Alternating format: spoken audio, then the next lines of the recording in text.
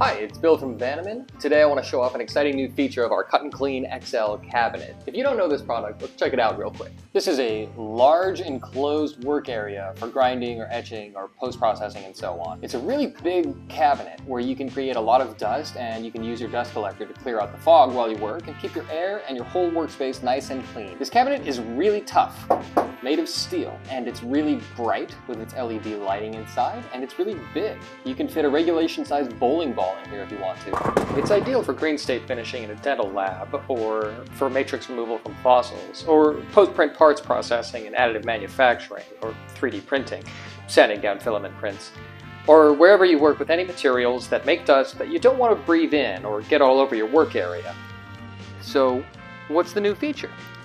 Right here on both sides, the Cut and Clean XL now comes with these round rubber grommets. You can cut a slit or a hole in them and feed in a handpiece or a blaster nozzle. And that way you don't have to use the handhole, so it's a little more comfortable while you work, and also more convenient for ease of use and for the reach of your tools.